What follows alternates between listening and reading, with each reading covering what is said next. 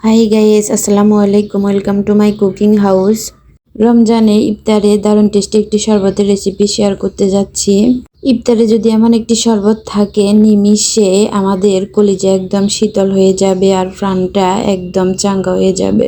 এমন একটি শরবত খাওয়ার ফলে আপনার সারাদিনে ক্লান্তি এক নিমিষে দূর হয়ে যাবে। পুষ্টিগুণে ভরপুর, খুবই দারুণ টেস্টি একটি বেলের শরবতের রেসিপি সব উপভোগ করুন। এই রেসিপি তৈরি করার জন্য সবার প্রথমে আমি ফাঁকা বড় একটা বেল নিয়েছি, আর বেলের আমি অর্ধেক এভাবে কেটে চামচ দিয়ে বেলের ভিতরের অংশগুলো এভাবে নিয়ে নিচ্ছি। আর অবশ্যই এমন ফাঁকা বেল হতে হবে। আমার এই বেলটি একদম ফাঁকা, আর আমি ভিতরের মাংসগুলো এভাবে চামচ দিয়ে নিয়ে নিয়েছি। তার মধ্যে স্বাদমতো লবণ আর স্বাদমতো চিনি অ্যাড করে দেব।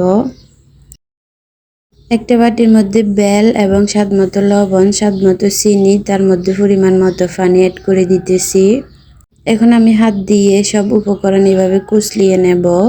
বেল আমাদের স্বাস্থ্যের জন্য অনেক উপকারী একটি ফল, আর এই ফলের শরবত আমাদের স্বাস্থ্যের জন্য অনেক হেলদি।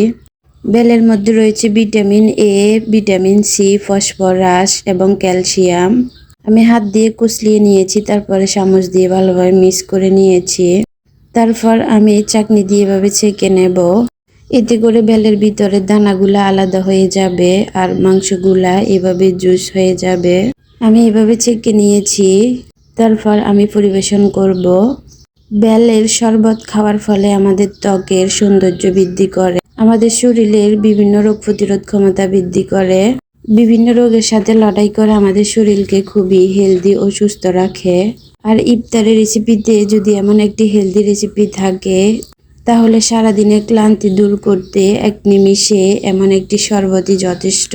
তো আমার এই রেসিপি আপনাদের কেমন লেগেছে অবশ্যই কমেন্ট করে জানাতে ভুলবেন না। আর ভালো লাগলে শেয়ার দিয়ে অন্যদের দেখার সুযোগ করে দিবেন। তো এনাফ টুডে গাইস, আল্লাহ হাফেজ।